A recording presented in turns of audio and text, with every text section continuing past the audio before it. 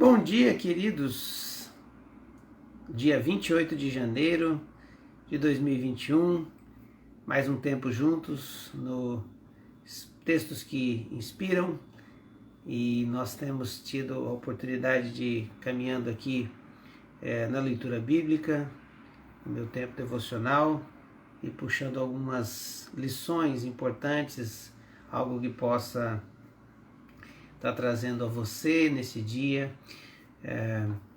um pouco de inspiração, um pouco de mudança, um pouco de conforto, um pouco de ânimo, renovação da sua fé, da esperança, e pelo menos de alguma forma estarmos conectados, né? Esse tempo de pandemia tirou de muitos o privilégio de poder estar se reunindo nos pequenos grupos que a gente chama de células, de vir ao culto, de nos vermos, de nos abraçarmos, e às vezes a gente sente um pouco distante, né? E solitários, mas graças a Deus, pelo menos alguns têm pela manhã e durante o dia, né? Quando observam, pelo menos a gente poder conversar e orar juntos aqui, né? Já dando bom dia aí aos queridos, o Almir, a Dani, a Denise, a Andréia, o irmão Ernesto, a Marli, o Rudibert e a Silene, Ângela, a Marlene Nickelsdorf, esse pessoal também aí que não aparece aqui, mas está com a gente, assistindo, ouvindo, participando, Maria Pacheco, sei de muitos que já estão nesse horário. Bom dia, Beatriz lá de Belém, bom dia, minha querida, mando um abraço para sua mãe. Esse tempo está tomando café ou está fazendo alguma coisa já, se organizando para sair, mas deixa ligado para a gente poder estar juntos. Isso é muito bom, né? Poder de alguma forma, mesmo que à distância, nos pastorearmos. Bom, queridos, hoje eu comecei a ler o livro de Levítico, e toda vez que eu tenho contato com esse livro de Levítico, eu fico, ao mesmo tempo que eu fico maravilhado, eu fico um pouco assustado, né? Primeiro porque, assim como a construção do tabernáculo, né? Assim como a construção do tabernáculo, que foi milimetricamente ordenado por Deus, e Deus manda com que Moisés execute exatamente como ele havia ordenado, e eu acho muito interessante isso. Nós fizemos uma devocional a respeito disso, né? Tudo quanto o Senhor mandou fazer, né?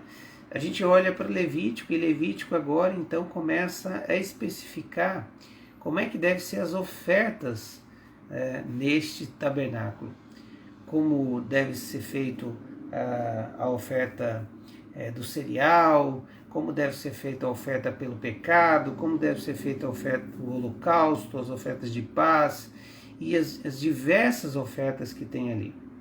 E é interessante que quando a gente olha, né, dessa nossa mentalidade do Novo Testamento, onde Cristo já aboliu toda a lei cerimonial, porque essas leis aqui são leis cerimoniais. Você sabe que Israel tinha 3 tipos de lei: a lei civil, que era essa código, né, que se misturava um pouco com a lei cerimonial e com a lei moral, mas era a lei civil do país. Tinha junto com ele a lei cerimonial e a lei moral.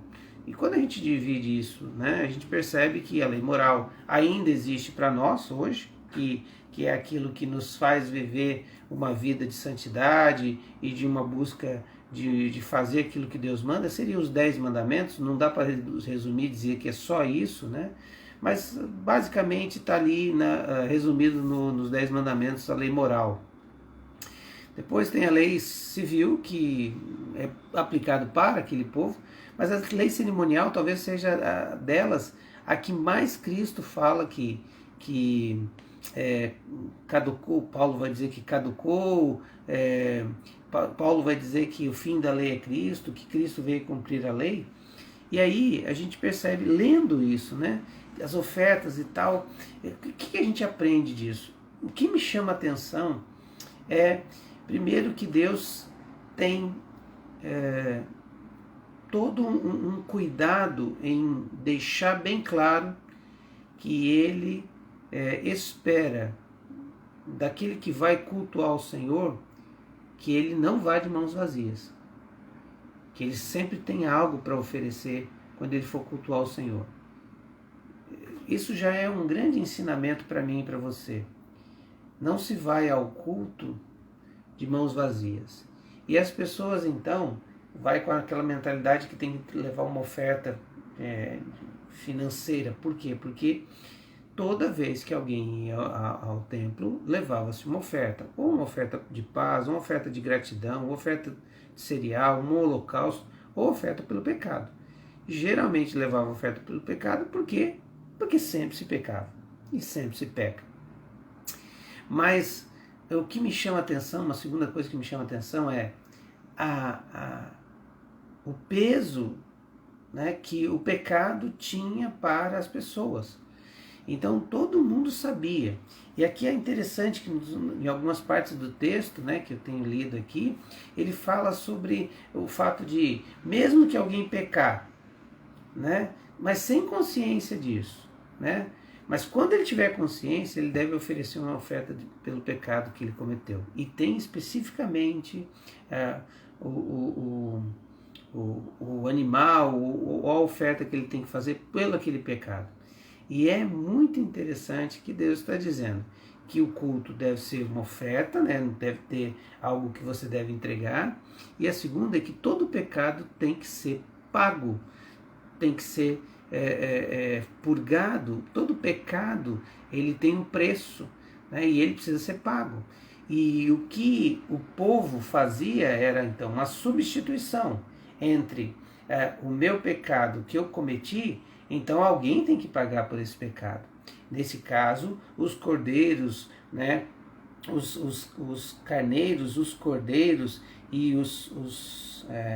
as pombas, né, as aves, aquela vida pagava pela minha vida. Isso também é muito interessante. Não mudou isso, né? Mas no Novo Testamento, o que nós aprendemos é que Cristo substituiu no meu lugar pelo preço do meu pecado. Então o pecado sempre tem preço e consequências, mas o meu preço foi pago por Cristo na cruz. Essa é a diferença. Então quando eu olho para o Novo Testamento, eu vejo a graça. Mas quando eu olho para o Velho Testamento, eu vejo o preço do pecado. E o quanto ele é danoso. Isso não mudou. O que mudou foi o pagamento do pecado. Mas o dano do pecado na minha vida, na sua vida, continua o mesmo. E por isso que a gente precisa aprender com Levítico, com o Velho Testamento, que o pecado é uma afronta total contra Deus. E que isso não traz prazer a Ele. Mas o que traz prazer é o arrependimento do homem. O que traz prazer a Deus é a confissão do pecado, o reconhecimento e a oferta, no sentido de acertar isso, de consertar isso, de colocar isso diante do Senhor.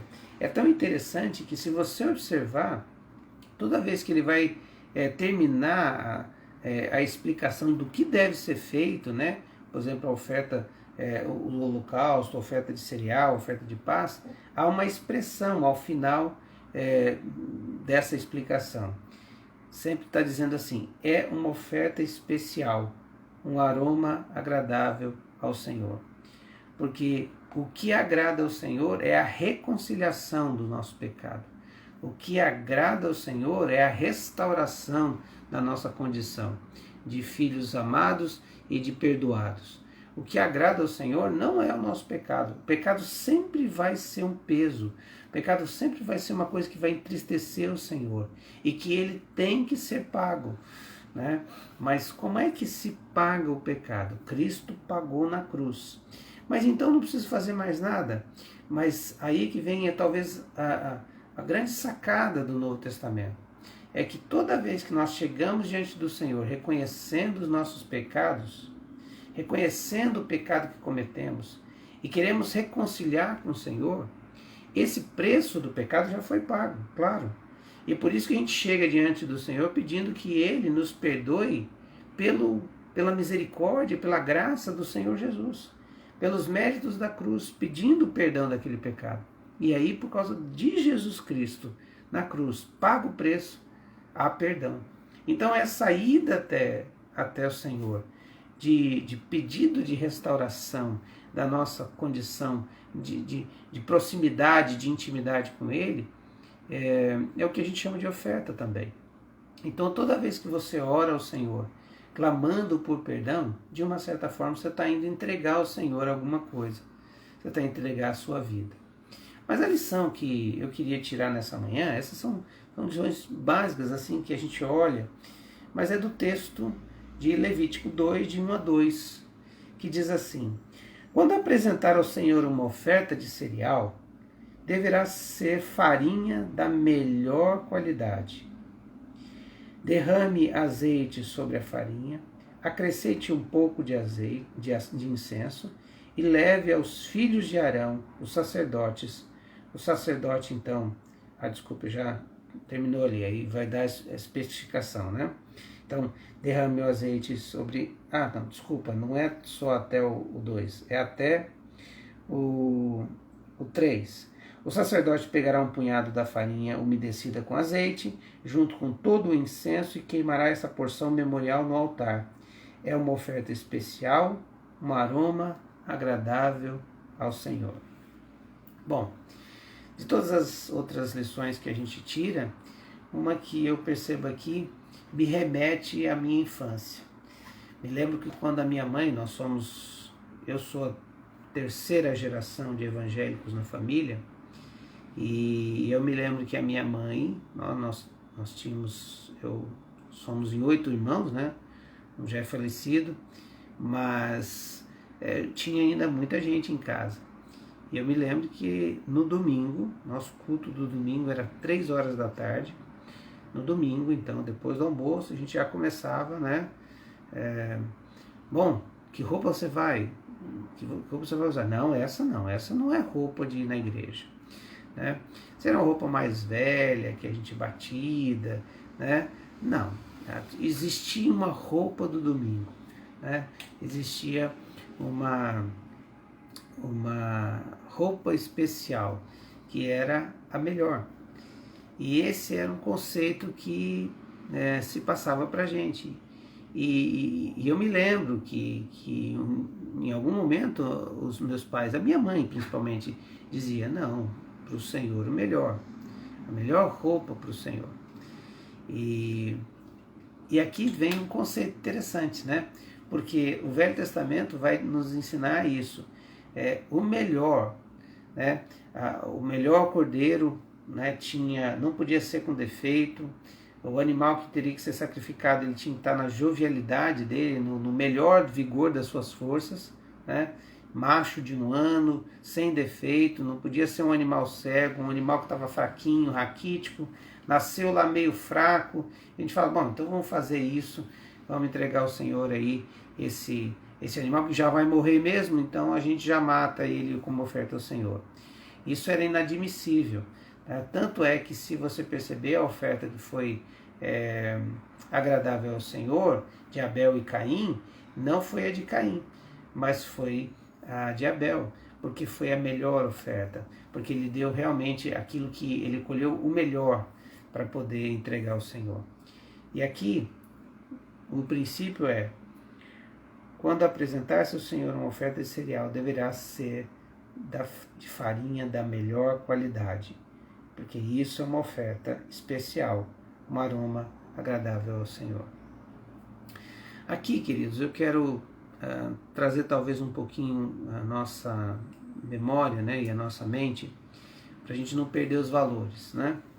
O que seria isso hoje, né, já que nós não temos mais a necessidade das da lei cerimonial, nós não temos mais que oferecer animais pelo nosso pecado, nós não temos mais que oferecer uma oferta de gratidão no sentido de como era no Velho Testamento, né? E alguns vão puxar isso aqui para a oferta, né? Você tem que ofertar ao Senhor, né? Você tem que dar o seu dízimo. Eu creio que não é só isso, porque isso já é uma adoração ao Senhor. Mas eu entendo que aqui é o que você está oferecendo ao Senhor. É o melhor? Ou você está oferecendo dos restos? E talvez eu não quero gerar uma condenação em você, nem um peso em você. Mas o melhor do seu dia é dado a quem? Ao teu trabalho, às coisas que você quer fazer, ou às suas urgências, ou a Deus. Eu tenho percebido isso na minha vida, e isso me entristeceu muito um tempo para cá, que o meu tempo estava sendo dado de maneira equivocada, ou o pior momento, o momento mais onde eu estou cansado, onde eu não tenho forças, então eu acho que eu vou conseguir ter um tempo de qualidade com Deus, oferecer um tempo de qualidade para Ele. Ou nós estamos tão cansados na semana porque ao invés de um sábado a gente dar aquela descansada para poder estar no domingo no Senhor, a gente chega no culto cansado, porque não existe uma parada, não existe um descanso. E a gente não tem como oferecer o melhor porque a gente está sempre muito cansado, né? Isso é uma coisa para se pensar, porque o culto diário ao Senhor também é oferta. O tempo onde você para fazer a sua devocional, para falar com Deus, para adorá-lo, é oferta agradável, é um aroma agradável, uma oferta especial, um aroma agradável ao Senhor. Como é que está sendo as suas ofertas diárias ao Senhor? Existem essas ofertas onde você para um tempo e você realmente dedica ao Senhor algo, você entrega ao Senhor algo, entrega você, né? Então talvez ali esse conceito de dar o melhor precisa ser revisto. E não é terceirizar, ou seja, entregar um dinheiro achando que essa é a relação nossa com Deus. Não. Você quer agradar ao Senhor?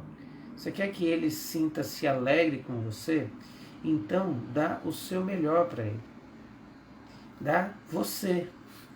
Mas não dá metade, preocupado com isso, com aquilo. Ore ao Senhor já. Eu tenho mudado um pouco a minha maneira de fazer meu tempo devocional. Antes eu chegava e fazia a leitura e depois fazia um tempo de oração. Eu percebi que eu preciso já chegar diante de Deus, já falando do que está angustiado no meu coração.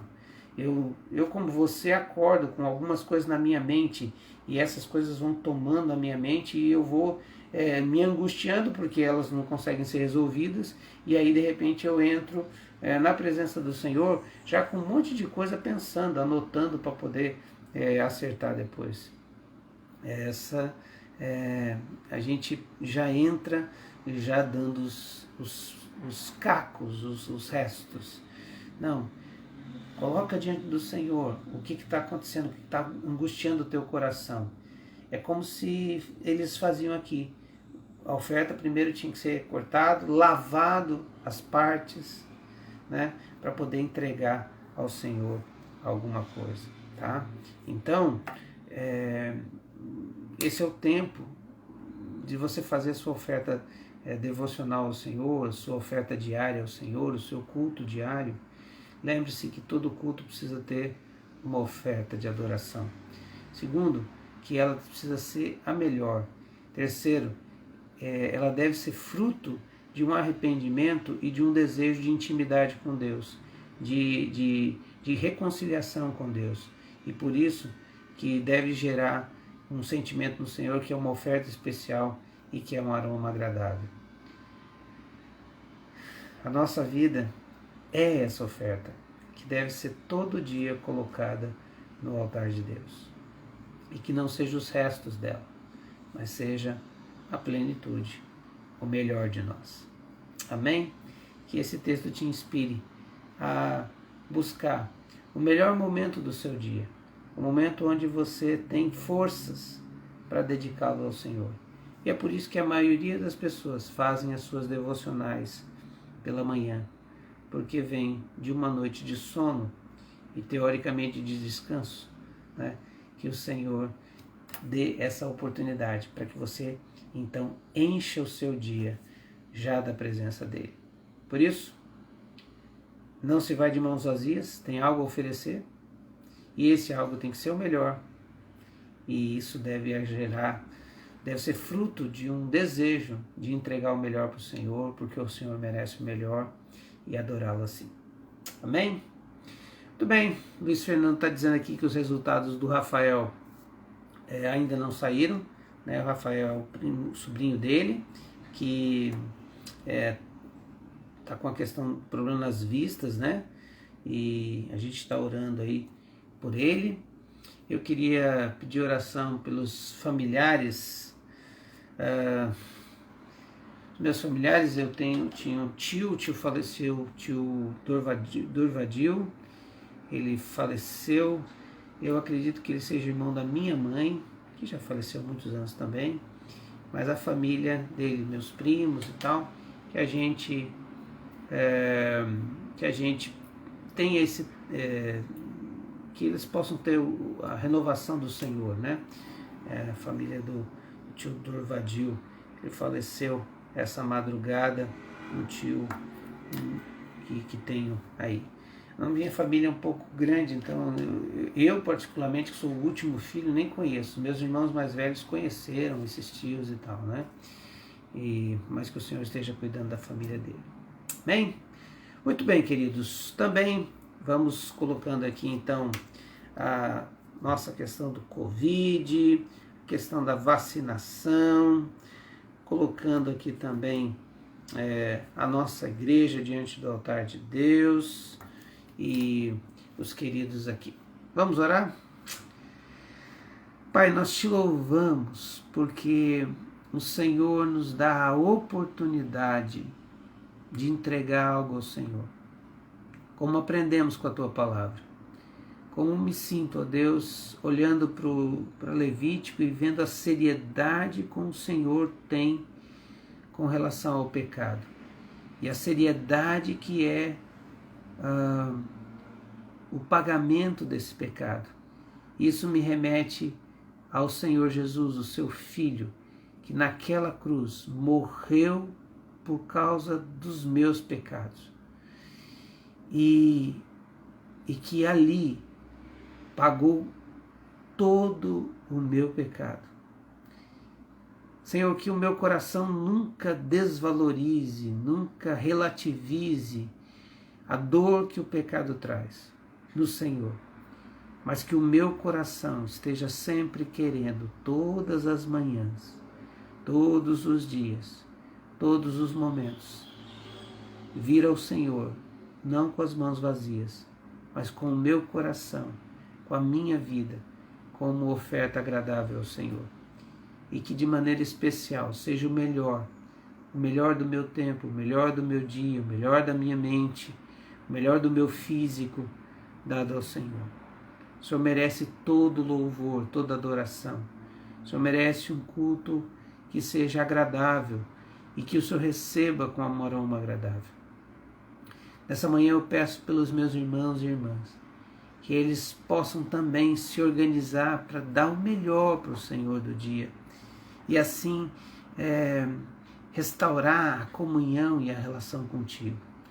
Eu oro, Senhor, para que o Senhor esteja dando a cada um o entendimento do peso dos pecados, mas também dando a cada um o grande livramento, o entendimento do grande livramento que houve naquela cruz. E assim possamos chegar, por causa de Cristo Jesus, e receber perdão e restaurar nossa comunhão contigo todas as manhãs. Nós te louvamos pelo dom da vida, te louvamos pela oportunidade que temos, te louvamos porque podemos sair de casa e ir para o trabalho, porque O Senhor nos deu condição para isso. Por isso, em nome de Jesus, eu te peço que o Senhor esteja tratando o nosso coração, para que ele sempre seja grato e desejando sempre entregar o melhor para o Senhor. Pai, oramos também pela vida do Rafael, que o Senhor manifeste cura sobre ele. Oramos, Senhor, para que o Senhor dê o melhor tratamento, que o Senhor oriente os médicos. Pai, eu oro por aqueles que estão lutando contra vícios, ó Deus, sejam eles quais forem, que o Senhor manifeste o teu poder sobre a vida deles. Pai, eu oro no nome de Jesus, que o Senhor esteja dando também emprego àqueles que estão desempregados. Abre portas, Senhor. Deus, oro para aqueles que estão vivendo um momento de luta familiar, de sofrimento, Senhor, com sua família, em nome de Jesus. Eu quero lhe pedir que o Senhor tenha misericórdia e que a sua família seja restaurada, que o casamento seja restaurado, que o relacionamento com os filhos seja restaurado. Eu oro também por aqueles que estão vivendo um momento de luta, da perda dos seus queridos. Eu oro pela família do tio Dorvadio, que o Senhor os encha da tua graça, eles lhe conhecem, o Senhor é Senhor da vida deles. Então que o Espírito Santo Consolador esteja dando consolo à família, em nome de Jesus. Também, Senhor, clamamos pela vida do Diego, pela construção da casa. Senhor, que o Senhor nos dê condição de fazer essa fundação logo, e assim, ó Deus, essa casa vir e a gente começar a montar, para entregá-la com grande alegria, Senhor. Oramos no nome de Jesus também, pela vida da nossa igreja, pelos líderes, pelos pastores. Oramos, ó Deus, por cada líder de célula. Oramos, ó Deus, pelas células, que, Pai, um ao outro possa se pastorear, cuidar uns dos outros, que a sua igreja sinta-se amada, cuidada uns pelos outros e pelo Senhor. Pai, oramos pelo nosso país, pelo momento que vivemos, que o Senhor tenha misericórdia, Senhor, do mundo, e que essas vacinações aconteçam, e que, Pai, a humanidade possa respirar, mas que possa sair, Deus, desse sentimento, dessa Covid, ó Deus, com o sentimento de te buscar mais, Senhor.